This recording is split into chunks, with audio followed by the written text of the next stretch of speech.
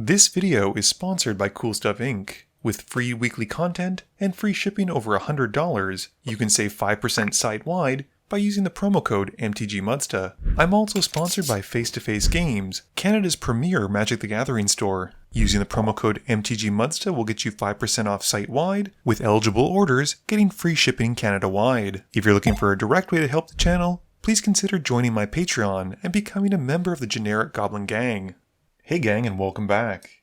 Today's game is another sweet one, with Maxim playing Araumi, Seb playing Wort the Raid Mother, Marie playing Akiri and Ardenn, and I've brought back my Trostani Selesnya voice deck. Max wins the die roll and starts us off. He draws, playing a Fetid Pool and passing. Seb plays a Cinder Glade. I play a Tap Stirring Wildwood and pass to Marie. Marie plays a Plains and pays 1 for Mother of Ruins. Max draws, plays a Swamp, and casts Dimir Signet. Seb has a Forest for turn and passes. I play a Plains for turn and cast Sakur Tribe Elder, passing to Marie. Marie plays a Mountain and casts a Thought Vessel and taps a Vessel for a Soul Ring. She then passes to Max. Max plays a Sunken Hollow, and I sacrifice my Sakur Tribe Elder to find a basic. Max then cycles an Ash Barrens for an island, passing to Seb. Seb plays a Kessig Wolf Run, and pays 3 mana for Nissa, Voice of Zendikar, uptaking her to make a Broccoli token, and passing. I display a Command Tower, and cast Cultivate to find a basic for the field and a basic for my hand. Marie plays a Plains, and is able to cast Akiri, and then locks it on Warhammer. With nothing else, she passes, and during her end step, Max casts a Vampiric Tutor, losing 2 life to find a card. Max draws what he finds, and plays an island. He casts a Thassa Deep Dwelling, and passes to Seb. Seb draws, and plays a Mountain for turn. He casts an Explosive Vegetation, finding 2 basics, and then upticks Nissa again for a Broccoli, and passes to me. I play a Forest for turn, and have enough to cast Trostani, and pass. Marie draws and plays a Plains. She casts a Smothering Tithe, and then casts Ardenn before moving to combat. She gets a trigger from Ardenn's ability, equipping the hammer onto Akiri, and swinging her at Nissa. This deals 6 damage and takes Nissa out, and Marie gains 6 life. Max draws and declines to pay for the Tithe trigger. He then plays a Nephalia Drownyard and casts a Ravenous Chupacabra, targeting the Mother of Ruins. That's fishy. I don't like it. Everything is fishy. Yeah, he's playing Merfolk. Marie responds by giving her protection from black, and Max follows it up with a Wayfarer's Bauble. Moving to his end step, Max flickers the Chupacabra with Thassa, destroying Akiri as it comes back in.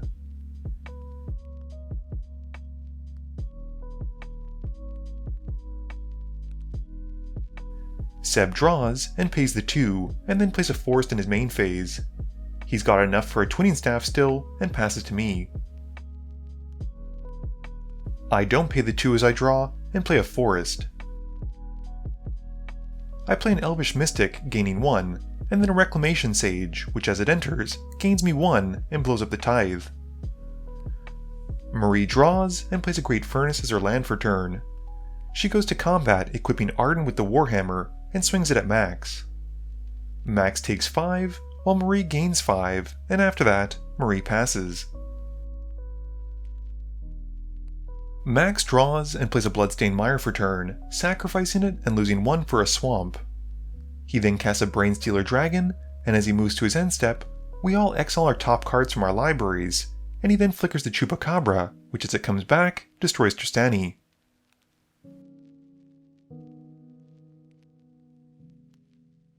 Seb casts a Faithless Looting in his main phase, drawing 2 and discarding 2, but with nothing else, has to pass.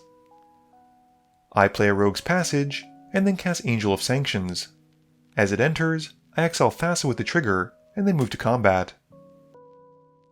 I swing the Reclamation Sage at Marie, who blocks with the Mother of Ruins and then gives it protection from green. The Reclamation Sage dies, and after that, I pass.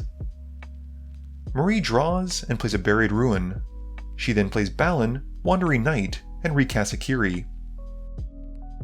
Moving to combat, she moves the Warhammer onto Akiri for free with Ardenn, but with no attacks, passes turn. Max draws and plays a Murkwater Pathway. He casts an Arcane Signet from the Brainstealer Dragon, which deals 2 to Seb. Max then sacrifices the Bauble for an island, and moving to his end step, exiles a card from the Dragon trigger and passes to Seb. Seb has a Forest return, and flashes back Faithless Looting, and then casts a Delos Conscript, grabbing the Brainstealer Dragon.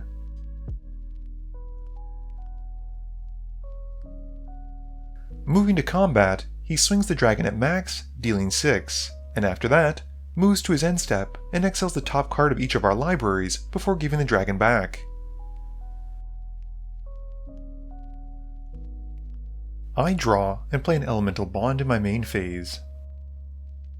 I then go to combat, swinging the Angel at Seb and dealing 3, and in my post-combat main phase, recast Trostani and pass to Marie. Marie draws and plays a Sacred Foundry which comes in tapped. She casts a Sword of War and Peace and goes to combat. She gets her Ardenn trigger, equipping the Sword of War and Peace onto Akiri. Akiri then goes at max for 12, but he blocks the Chupacabra to soak up 2 of it. Marie still gains 12 life, and after combat, moves the Sword of War and Peace onto Ardenn and passes. Maxim plays a Verdant Catacomb and sacrifices it, losing another one, to find a swamp. He then casts a Migration Path from exile, going to grab 2 basics to put into play, and then casts a Pure Steel Paladin, dealing 2 to Marie from casting it.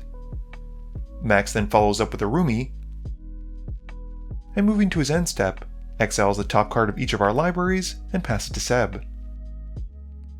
Seb plays a swamp that he'd stolen with a Brainstealer Dragon from exile, and then plays an Eskia's Chariot from exile as well, making 2 cat tokens. Seb then follows up with a Harmonize, and casts a Basilisk Collar out of exile as well, and passes turn.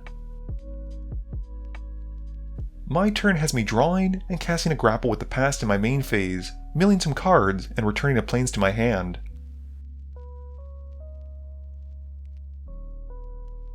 I follow up with an Amaria Shepherd, drawing a card from my Elemental Bond, and then play a Plains, reanimating Sakur Tribe Elder. I'm then able to loop the Sakur Tribe Elder and the Shepherd triggers by grabbing all the Plains out of my deck, and gain 4 life total.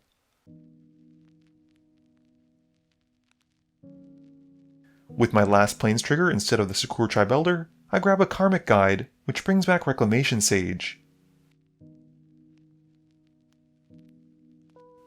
I gain some more life as it enters, and destroy Eskia's Chariot with a Reclamation Sage trigger.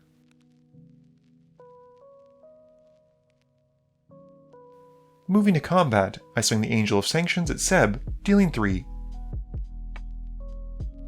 Marie plays a Plains in her main phase, and going to combat, equips Balin with all of her equipment, and swings Balin and Akiri at max. Max blocks Akiri with the Pure Steel Paladin, and soaks up 6 damage from Balin with the Brainstealer Dragon, but still takes a total of 10, while Marie gains 16. In her post-combat main phase, she moves the Warhammer onto Akiri, and the Sword of War and Peace back onto Ardenn, and passes turn. Max draws, and casts a Decimate from exile, targeting the Loxodon Warhammer, Elemental Bond, my Rogue's Passage, and Akiri. Marie responds by giving Akiri protection from green with Mom, and the rest get destroyed. He then activates Araumi, making 3 copies of the Ravenous Chupacabra, which as they enter, destroy Akiri, Ardenn, and Balin. Moving to combat, he swings 1 Chupacabra apiece at each of us, and Marie has to take 2 because her blockers are destroyed, while Seb and I block. After that, he passes turn. Seb plays a mountain and casts Wort, making 2 goblins as she enters. He then casts a Seething Song, copying it with the tokens by conspiring, and gets an extra copy from Twinning Staff. Seb then uses some of the mana and 2 green to cast a Shamanic Revelation, and copies it again, drawing a total of 24 cards. He follows it up with a big score, discarding 1 to draw 2 and make 2 treasures, but doesn't copy it. He then casts and entwines a Tooth and Nail, finding Craterhoof Behemoth and Avenger of Zendikar. This gives his team plus 21/21, and as Seb goes to combat, he swings everything at me. I promptly die, and Max gets his Thassa back after my Angel dies, and with nothing else, Seb passes. Marie draws and plays a fighter class in her main phase, tutoring for a Sword of Feast and Famine and putting it to hand. She then casts it and recasts Ardenn. Moving to combat, she puts the sword onto the Mother of Ruins and swings it at Max. Max unfortunately dies, and Marie untaps all of her lands as she moves into her second main phase. She then levels up the fighter class and moves the swords over onto Ardenn and passes to Seb. Seb draws and is happy with what he found, playing a Gaia's Cradle, and this gives his plants a +1/+1 counter from the Avenger trigger. He then plays a Surge to Victory, conspiring it, and exiling from his graveyard Volcanic Vision, Shamanic Revelation, and Boundless Realms, giving his team +19/+0. Seb then casts Fanning the Flames for a ton, and swings his team at Marie, dealing more than lethal, and closes out the game. Game review time. So, this is the first game I played with my Trostani deck since rebuilding it, and I got knocked out first. I know it has a bit of a reputation to freak people out because of Aetherflux Reservoir, but I'm not entirely sure I was the scariest person at the table at that point. I think if you look at the potential for comboing off, or at least blasting for a lot of damage, Marie's Akiri and Ardenn deck had a lot more potential than mine did. She seemed to be about one piece away, or at least double strike away, from doing some pretty lethal commander damage with Akiri, which could have knocked Seb out. Speaking of Seb, I think we probably left him alone for a little bit too long, and that Twinning Staff, although powerful in giving him a third copy of the spell, was probably actually unnecessary. He had so much ramp from early on that he was able to cast pretty much whatever he wanted, and I love the Conspire mechanic and really hope we see it back at some point in the game. Max's Araumi deck is still one of my favorites, although it's pretty much tied with his Gavi deck. It's very strong, very resilient, and you really have to have a strong interaction to be able to take it out, or at least some key graveyard removal pieces. Not to mention potentially kill you outright if he's able to get a Grey Merchant from the graveyard onto the field with Araumi. This video wouldn't be possible without the help from my sponsors, Cool Stuff Inc., Multizone, Original Magic Art, and Alter Sleeves. But it definitely wouldn't be possible without the help from you, the viewers, and my patrons. So I just want to say thank you for watching, and to remember, friends are just opponents you haven't eliminated yet.